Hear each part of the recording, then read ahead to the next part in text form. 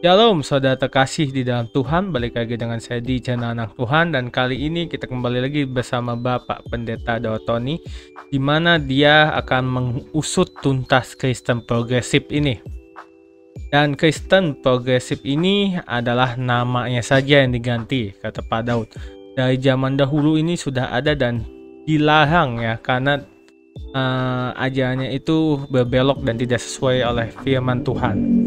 Nah, dan kata Pak Daud Tony ini cuma ganti nama doang, dan dulu tuh sudah ada dan sudah dilarang. Dan mungkin langsung saja kita ke pembicaranya bersama Bapak Pendeta Daud Tony, tetapi saya ingin membacakan dulu satu renungan firman Tuhan sebentar saja, di mana firman-Nya ada di Ayub 1 ayat 8 yang berbunyi, "Lalu bertanyalah Tuhan kepada iblis, apakah engkau memperhatikan hambaku Ayub? Sesungguhnya tak ada seorang pun di bumi seperti dia, yang demikian saleh dan jujur, yang takut akan Allah dan menjauhi kejahatan." Yang artinya adalah pengakuan dari Tuhan adalah pujian yang sesungguhnya kita nantikan untuk dapat mendengarnya. Dan itu dia satu renungan firman Tuhan. Langsung saja kita ke pembicaraannya bersama Bapak Pendeta Daud Tony. Mari kita simak videonya. Kayak Kristen progresif itu, Thomas. Kalau zaman kita sekolah kitab, namanya liberal. Liberal ya. Namanya apa, Thomas? Liberal, Pak Daud. Karena sejak zaman Alkitab itu ada yang anarkistik. Nah, setelah itu perkembangan ada liberal. Itu dari dulu udah ada, Thomas. Sudah ada, Pak Daud ya. Cuma belum ada yang mengekspos seperti sekarang, Pak Daud ya. Bukan gitu. Bahasanya bahasa gaul. Progresif. Nah, jelas, Thomas? Jelas, Pak Daud. Kita ini jadi orang percaya Yesus, nggak usah neko-neko. Nggak usah neko-neko.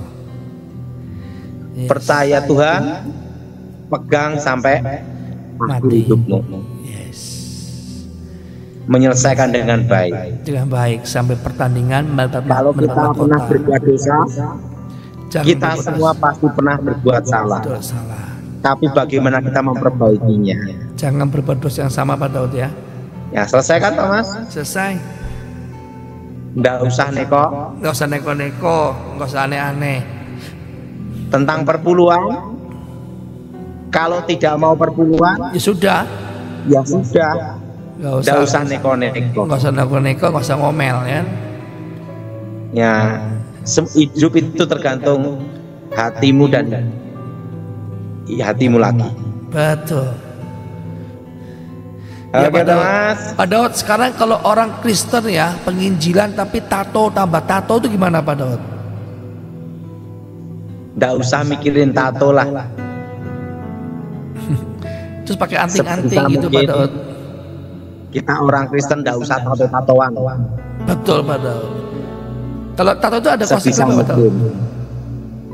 Bisa ada tato yang mengandung kuasa gelap. Ada ya. Mungkin yang gambar-gambar serem gitu ya, Pak Daud ya. Itu biasanya tato yang waktu nato itu ada mantra-mantranya. Oh. Yes, yes. Tapi sekarang ini juga ada tato karena seni. Saya seni ya. Ada juga tato alis.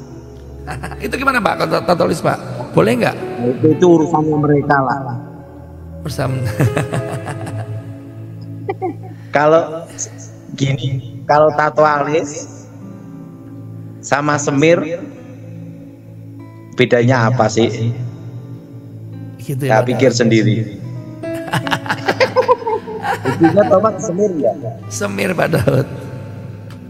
Nah, kalau tato alis itu sesuai kebutuhan. Gitu ya, Pak Daud.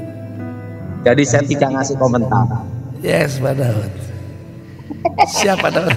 Ada sulang. Ingat, jadi kita tidak usah ngasih apa? Komentar. Karena ada tato yang seni. Ada juga karena tato alis. Ya. supaya cantik, supaya ngurangi kelemahannya. Yes. Jadi saya tidak bisa ngomong, Thomas.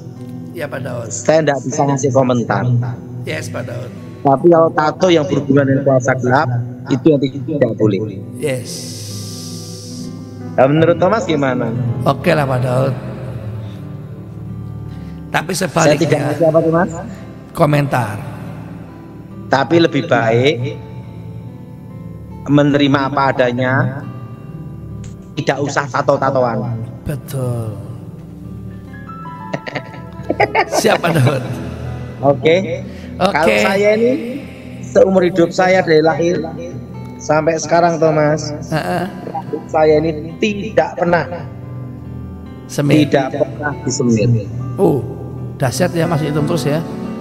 Karena saya menerima diri saya. Yes. Jelas, Thomas? Jelas Pak Daud. Nah, kalau Thomas menerima diri Thomas belum. Sudah Pak Daud, cuma rambut semir hitam ya wajar Pak Daud, biar tambah ganteng. Oke, Thomas. Oke, yang pertama, pertanyaan pertama. Saya ucapkan terima kasih buat kalian yang sudah menonton video dari Bapak Pendeta Daud Tony, di mana dia mengusut tuntas ajaran Kristen progresif ini di channel Kristenku Inspiratif tentunya. Dan saya ingin mengajak kalian yang belum mensupport channel Anak Tuhan, tolong bantu support channel ini supaya makin berkembang dan saya makin semangat untuk membagikan firman-firman Tuhan dan kebenaran-kebenaran dalam ajaran Tuhan Yesus Kristus dengan cara subscribe, like, komen, dan share tentunya. Dan juga saya ucapkan terima kasih bagi kalian yang sudah mensupport tentunya, yang sudah subscribe, like, komen, dan share. Kiranya berkat kalian akan berlimpah dan akan ditumbuhkan juga iman rohani kalian yang sudah mensupport ataupun menonton video ini tentunya. Dan sebelum saya mengundurkan diri atau pamit dari video ini, saya ingin membacakan satu renungan firman Tuhan tentunya untuk saya mau berpamitan. Firman-Nya ada di Kisah Para Rasul 1-8. Tetapi kamu akan menerima kuasa bila mana Roh Kudus turun ke atas kamu, dan kamu akan menjadi saksi-saksiku di Yerusalem, di seluruh Yudea dan Samaria, dan sampai ke ujung bumi. Yang artinya adalah Roh Kudus dapat menguatkan kesaksian paling sederhana sekalipun untuk menyentuh hati. Dan itu dia firman Tuhan. Sebelum saya berpamitan dan saya mau pamit dari video ini, terima kasih sekali lagi. Shalom and God bless you all. Dukung channel ini dengan cara subscribe, like, comment, and share supaya channel ini dapat membagikan konten-konten yang membangun iman kita. Terima kasih. Shalom and God bless you all. Zaharia 9 ayat 9. Bersorak-soraklah dengan nyaring, hai puteri Sion, bersorak-sorailah, hai puteri Yerusalem. Lihat, rajamu datang kepadamu, ia adil dan jaya. Ia lemah lembut dan mengendarai seekor keledai beban yang mudah. Zaharia 7 ayat 9-10.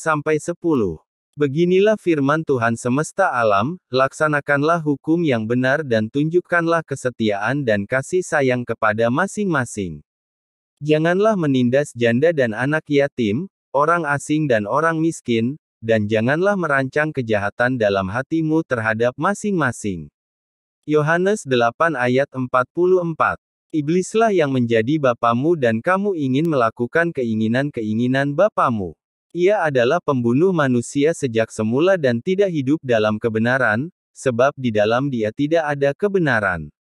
Apabila ia berkata dusta, ia berkata atas kehendaknya sendiri, sebab ia adalah pendusta dan bapa segala dusta.